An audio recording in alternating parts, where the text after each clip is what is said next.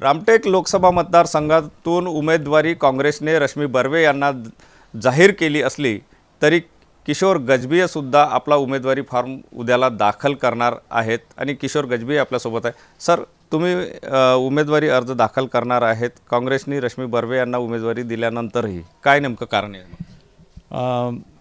भारतीय राष्ट्रीय काँग्रेस पक्षाने रामटेक लोकसभा मतदारसंघातून उमेदवारी श्रीमती रश्मी बर्वे यांना दिलेली आहे आणि या संदर्भात आता ते फॉर्म दाखल करतीलच, परंतु एक कॉन्ट्रावर्सी उपस्थित झालेली आहे। म्हणजे एक अशी चर्चा आहे की श्रीमती रश्मी बर्वे यांचा जो जातीचा दाखला आहे त्याच्यावरती आता प्रश्नचिन्ह उपस्थित झालेले आहेत।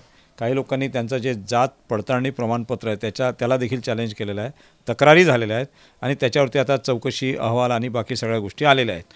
तर या संदर्भात जर त्यांचा जो अर्ज आहे तो अर्ज जर स्क्रुटिनी कमिटी म्हणजे आपला निवडणूक निर्णय अधिकारी यांनी स्क्रुटिनी करताना म्हणजे नॉमिनेशन पेपरची पडताळणी करताना जर समजा त्यांनी त्यांचं कास्ट सर्टिफिकेट मान्य केलं नाही किंवा अन्य कोणतेही कारणं असतील तर त्यांचा फॉर्म जर रिजेक्ट झाला तर अशावेळी काँग्रेस पक्षातर्फे दुसरा उमेदवार त्या ठिकाणी इमिजिएटली हजर पाहिजे, त्या दृष्टीने मी माझा फॉर्म भरत आहे आणि त्यासाठी मी पक्षाध्यक्ष आदरणीय श्री मल्लिकार्जुन खरगे साहेब यांची परवानगी घेतलेली आहे। सर, या ठिकाणी आपण जर बघितलं तर तुम्ही कलेक्टर, विभागीय आयुक्त अशी पदंसुद्धा भूषविलेली आहे। तुम्हाला काय वाटते, रश्मी बर्वे यांच्या जात प्रमाणपत्राचा विषय आला आणि त्यातून त्यांचा फॉर्म रिजेक्ट होऊ शकतो अशी शक्यता वाटते आणि त्यामुळे ही तयारी आहे?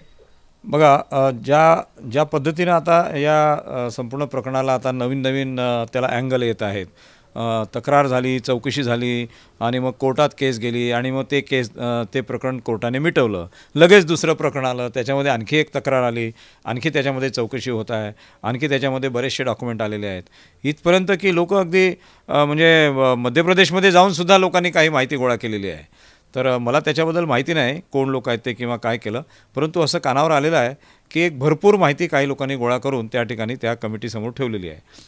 आता होतं आहे काय की मी सुद्धा कलेक्टर म्हणून काम केलेलं आहे।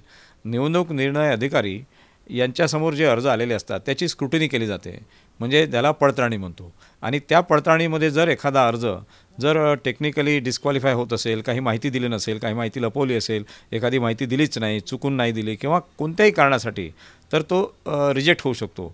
या ठिकाणी जातीचं जे प्रमाणपत्र आहे, जर समजा कोणी ऑब्जेक्शन घेणारा आला, त्यांनी म्हटलं की हे आरक्षित हा मतदारसंघ आहे आणि हे आरक्षित जातीच्या प्रवर्गातील नाही किंवा यांनी दाखल केलेलं प्रमाणपत्र बोगस आहे, चुकीचं आहे, फ्रॉड आहे वगैरे वगैरे असे जर तक्रार केली तर त्या ठिकाणी मग निवडणूक निर्णय अधिकाऱ्याला उपलब्ध पुरावे, साक्षी नव्हे, उपलब्ध कागदोपत्री पुरावे पाहूनच त्यांना तो निर्णय घ्यावा लागतो आणि तशा प्रकारचा निर्णय जर या ठिकाणी घेतला, मी जर म्हणत आहे म्हणजे शक्यता आहे, 100% असं होईल नाही, पण मला असं वाटतं की कदाचित तो रिजेक्ट होऊ शकेल।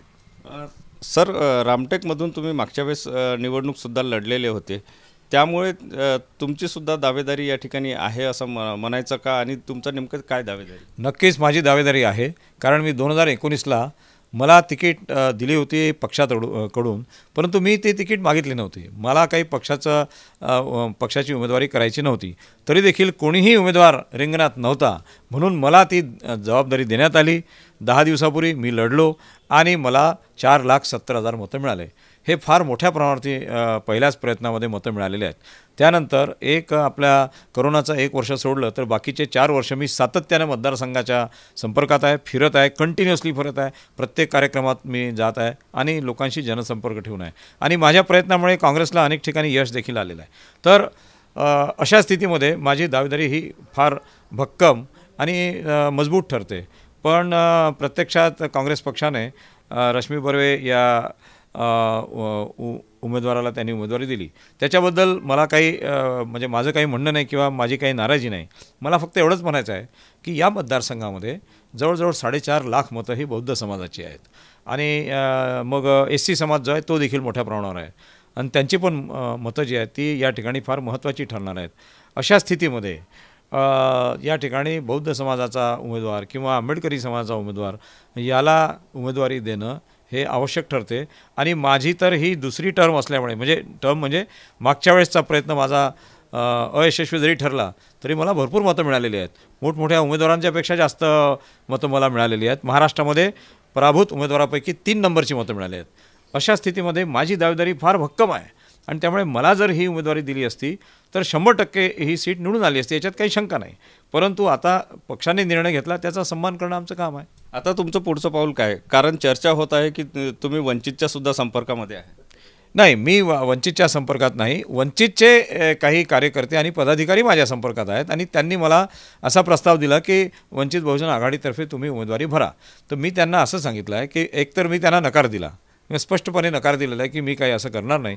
पण त्यांचं म्हणणं असं होतं की जर समजा रश्मी बर्वे यांचा फॉर्म स्वीकृत झाला आणि मग अर्थातच मग तुमचा फॉर्म त्या ठिकाणी इमटेरियल राहील किंवा मग त्याला काही अर्थ उरणार नाही, तर अशा स्थितीमध्ये तुम्ही आमच्याकडे या. तर मी त्यांना स्पष्टपणे नकार दिलेला आहे. त्याच्यासोबतच आणखी इतरही पक्षांचे मी नावं घेणार नाही, परंतु आणखी 2-3 पक्षांचे प्रस्ताव माझ्याकडे आहेत आणि त्यांनी मला सांगितलं की आमची दारं खुली आहेत. अशा प्रकारे अजूनही 2-3 दिवस वेळ आहे आपल्याकडे. तर मी सर्वांना नकार दिलेला आहे तुर्तास तरी. मी काँग्रेस पक्षातच राहील आणि पक्षामध्ये राहूनच मी माझा संघर्ष चालू ठेवीन, कारण माझ्यावर अन्याय झालेला आहे अशी माझी आणि लोकांची भावना आहे. अन्याय झाला आहे म्हणून काही दुसरी दारं उघडण्याचा तुम्ही काही निर्धार केलेला आहे किंवा मनात येऊ शकते? कारण 2-3 दिवस बाकी आहे. नाही, असं काही नाही, असं काही नाही. मी कोणताही दुसरा पक्ष जॉईन करणार नाही. मी काँग्रेसमध्येच राहील आणि काँग्रेसमध्ये राहूनच मी माझा संघर्ष चालू ठेवणार आहे. समजा मला जर या ठिकाणी या रामटेक लोकसभा मतदारसंघामध्ये मला जर उमेदवारी नाही करता आली तर मग पुढच्या इलेक्शन्समध्ये आपण करू, त्याच्यात काही अडचण नाही आहे. पक्षाकडून आपल्याला न्याय मिळेल याची अपेक्षा आहे. नक्कीच पक्षाकडून न्याय मिळेल अशी अपेक्षा आहे. मात्र रश्मी बर्वे यांचा उमेदवारी अर्ज जर बाद झाला तर काँग्रेसची जागा ही खाली जाऊ नये म्हणून आपण उमेदवारी अर्ज दाखल करत आहोत, असं किशोर गजबे यांनी स्पष्ट केलेलं आहे. कॅमेरामन साईसह सुनील ढगे, TV9 मराठी, नागपूर.